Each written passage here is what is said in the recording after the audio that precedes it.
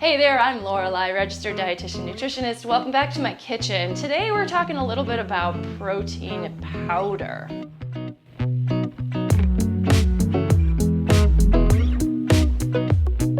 I did a video a little while back about how to add protein to your smoothies without using protein powder. So check that video out if that is more what you're interested in. But today I'm talking a little bit about why you might want to use protein powder, like what you can do, like what the benefits are of it. Let's just say I have a protein powder today that was provided to me by Earth Chimp. So this is Earth Chimp's chocolate vegan protein powder. This is not a sponsored video, right? So they did provide me with this product. I'll give my honest opinion. Let's just put it that way. So I've been trying this a little bit and I'm going to talk about my thoughts about it. And then also, really, this is more of like a taste test cooking video, right? Does this stuff taste good? How can you use it? So I want to focus more on that aspect rather than saying protein powder good, protein powder bad, this particular type of protein powder better than others. I am not going to weigh in heavily on any of that stuff. Protein powders generally are going to provide about 20 grams of protein per serving. This particular one says 2 scoops are 1 serving, and that's pretty common, which might seem a little weird. Like, well, why, if it's 1 serving, why doesn't it just make a scoop? But I actually kind of like that because sometimes I don't want to do a full serving. I would just prefer to add 10 grams of protein to whatever else I'm eating. So that's often what I'm doing. And as we're gonna taste today, I'm just gonna use 1 scoop because I don't need the whole bunch. So here we go. 1 scoop of protein powder. You can add it to water, you can add it to milk. I've been throwing this in smoothies sometimes, and so that's kind of my preference. Today, I also did make some pancakes. So we're also gonna talk about that because there are a lot of ways you can use protein powder besides just mixing it up with some water and drinking it. So, are you filming? Yeah. Okay. I thought there were pancakes. I heard pancakes. I smelled pancakes. I came for the pancakes. There are pancakes. Okay. And first, there's a taste test. This is the hazard of living in this kitchen. The taste test is the toll for the pancakes, which are to come. But I would love for you to taste the pancakes too, because I use protein powder in pancakes, don't usually do that. We've got some water and we've got some protein powder. Well, it is gloopy. I'm using a whisk because it does stay gloopy if you just try to stir it with a spoon, I have found. You can put it in a blender or use an immersion blender or like one of those little coffee milk frother things, I think. It smells really chocolatey. Yeah. This is just a taste test. This is not a, is this healthy? This is a, does this taste like something I would drink on a regular basis? Okay. You want to go first? You've had it before. I have, so maybe Okay. that's, yeah. Nice bouquet. Like I said, it smells chocolatey. We like to use wine glasses for these things. Makes it fancy. It tastes all right. It's very thick. Yeah, I think I probably didn't add quite enough water. Let me see. Yeah, this is a little too cookie batter texture. Mm-hmm. It needs more water. And this water isn't very cold. I think it would be better with cold water. So we're not testing under optimal conditions. What do you think of the flavor? Let me take another sip. Okay, let me put an ice cube in it. It tastes good, mainly of chocolate. There's a little bit of a taste that comes second that I don't quite know how quite to explain it, but I think it's the sweetener. maybe that is a little bit of an aftertaste that's not bad, but it's noticeable. It's mainly tastes like chocolate, especially if you put in. I think I've tasted it when you've had it like in your peanut butter smoothie or something like that, and that tastes good. So this is actually sweetened. It's not sugar sweetened. It's sweetened with monk fruit extract, I believe. Yeah, monk fruit extract is the sweetener in here. Monk fruit extract isn't technically an artificial sweetener, but it is sort of one of those things. It's extracted, so it might have a little bit of that artificial sweetener taste. Yeah. Yeah, I think it's fine. Like, I would totally drink this if I felt like I needed to. Actually, my favorite way to do it, you've seen me do this, is to make like a iced mocha, an iced protein mocha. So I'll mix it with cold coffee. Like, I'll put it in a jar with some leftover cold coffee and ice and shake it up and add some soy milk or whatever to it. And so I actually really like it that way because I usually tend to drink my coffee with hot chocolate. Sure. And so in some ways, like, I feel like this is a good sub out. Like, it's kind of fun. It gives some flavor to coffee, but it's, you know, it's adding protein, so it's adding maybe more nutritional value than just hot chocolate would. Sure. You don't want it. Pancakes. Okay. All right. So let's see how these turned out. Do you want to just eat it plain, or do you want butter and stuff on it? Well, if I was eating pancake, it would have butter and stuff on it, but we can do a straight up taste Okay, test we can do of it both this. ways. So these are the pancakes. They're thick.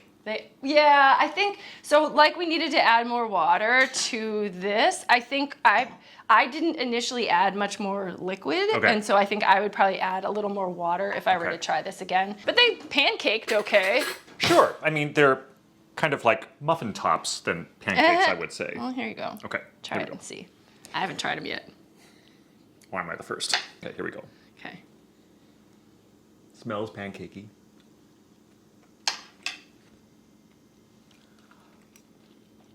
Tastes like an unflavored pancake, so... Yeah, you can't really taste the chocolate. Mm-hmm.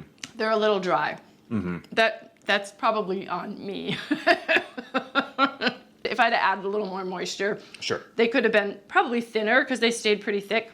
But then that's also why you add things like syrup or jam or whatever. Sure.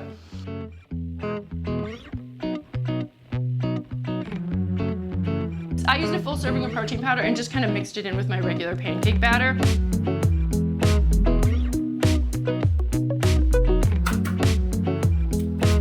Regular pancakes are not protein free. You don't think of pancakes as being a source of protein. That's what the bacon is for. Well, yeah, but like I was looking at the other ingredients, like the whole wheat flour, so I use like a cup of whole wheat flour. That's got like 16 grams of protein. Okay. How much does this have? This has 20 grams of protein for 2 scoops, which is 1 serving. You got an egg, you got milk, right? So really, if I'd have made this without the protein powder, the whole batch, now this is only like 1 serving, but the whole batch would have probably been about 13 grams of protein, or 30, sorry, not 13, 30 for the whole batch. Because I added the protein powder, the whole batch is about 50 grams of protein. So if you and I were to split it, and sometimes we can't eat the whole batch of pancakes. Too much mathing in the morning. Okay, so my question to you is I am concerned about getting enough protein in my diet. Yeah. So I want to incorporate some more protein in my diet. Mm-hmm. And maybe I don't want to eat as much meat in the course of doing it.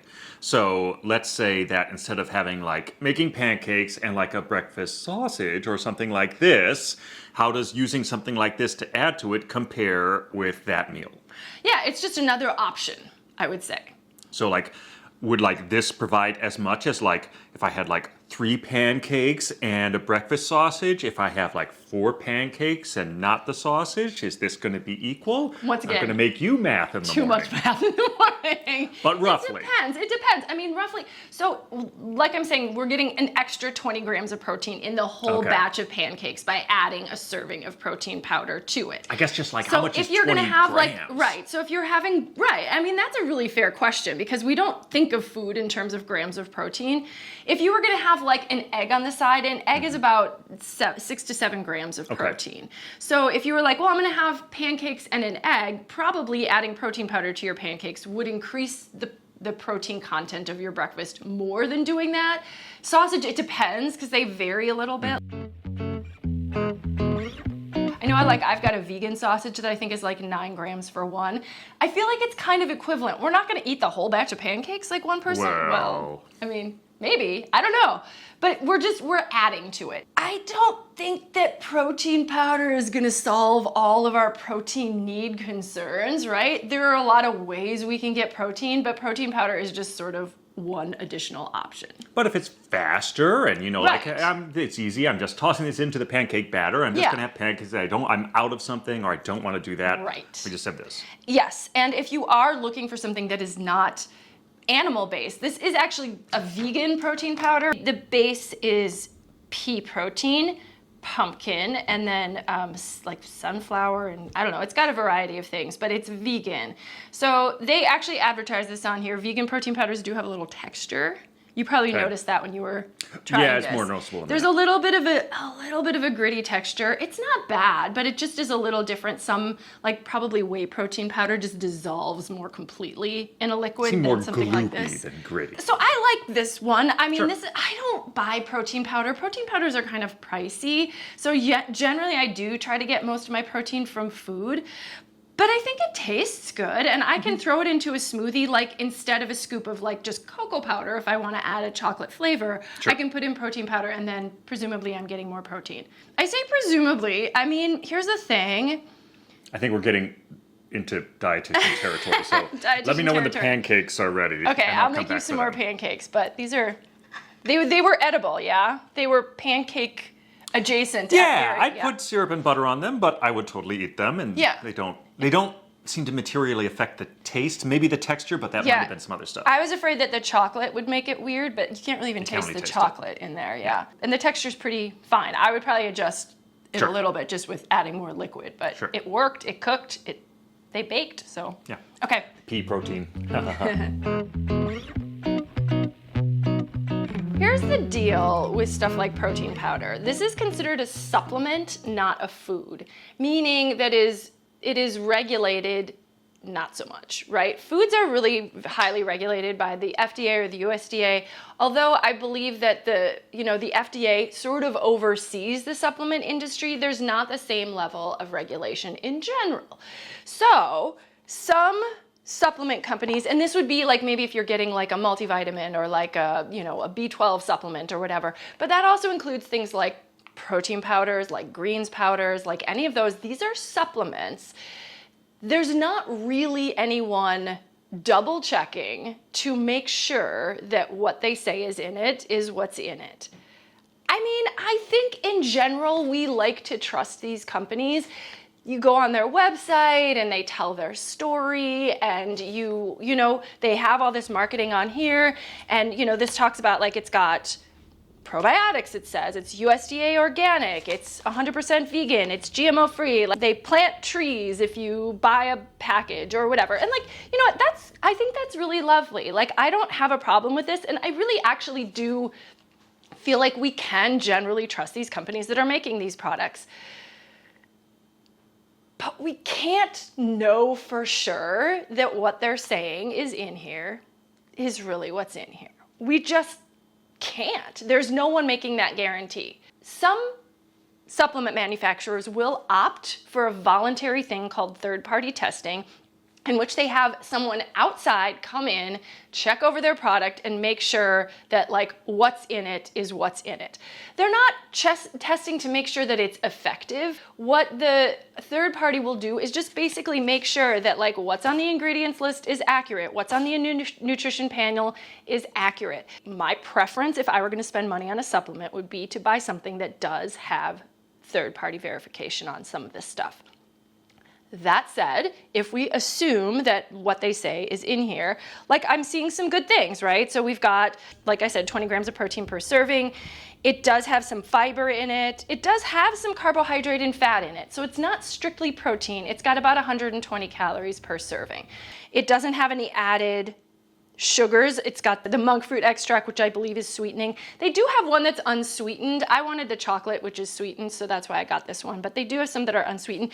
But like as I read their ingredient list, there's nothing here that stands out to me as a red flag. It's a lot of different like spices and things like that. Something that might be a red flag is if you see something that says, proprietary blend of. And oftentimes, we have no idea what that is. So they're literally not disclosing ingredients, saying that it's a proprietary blend of like herbs or something like that they are saying has some sort of effect, right? So this doesn't have any of that. Like they're revealing the ingredients, they're from natural sources, et cetera, et cetera, et cetera. I am hard pressed to like advocate for a specific protein powder over another, because I haven't tried the other protein powders, and I actually think protein powder is a little pricey, but I like the taste of this one. And if it is providing me with some protein every once in a while, like I think it's a convenient option.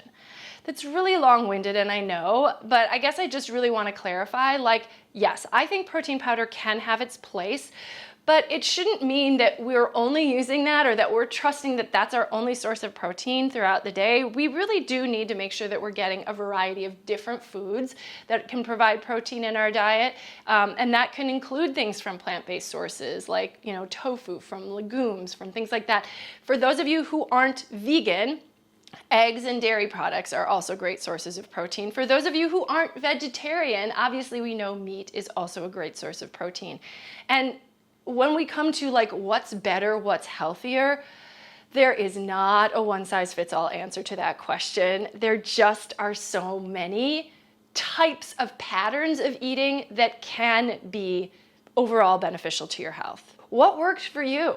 If something like this works for you, absolutely try it. And if you have really strong, serious questions about those types of things on a personal level, meet with a registered dietitian, because they can often help you to balance all different aspects of your overall health. What we put into our bodies is not the only thing. We also have to consider, like, what does our life look like? Do we have time to prep our breakfasts on the weekend? Or do we sometimes need something that's a little more convenient, but that's still gonna nourish our bodies? I am a dietitian, by the way, so if you are in Illinois and looking for a dietitian, I am licensed in this state. But also, if you are not in Illinois and you are looking for somebody to help support you in your health and nutrition journey, a dietitian can be a great place to start, because they can personalize and really talk with you through what your needs are, what your goals are, what your life looks like, and start to set some goals in that sense. I gotta finish making these pancakes because we're pretty hungry here, and this is our breakfast today. So if you have any questions or comments, leave those below. Yeah, I feel like there were some other things I meant to say here. It's not always the case. This is a really silly thing, but I actually really love the closure that they have with this bag. It's not just a Ziploc, but it's like this whole row of almost kind of Velcro-y stuff. So it's super easy to close without having to worry about, did I line up the strip just right? I like that. I'm gonna enjoy this while I have it. I'm not sure if I'm gonna order more or not. The jury's still out on that. Cheers. Yeah, I'm a fan of chocolate, I will say that.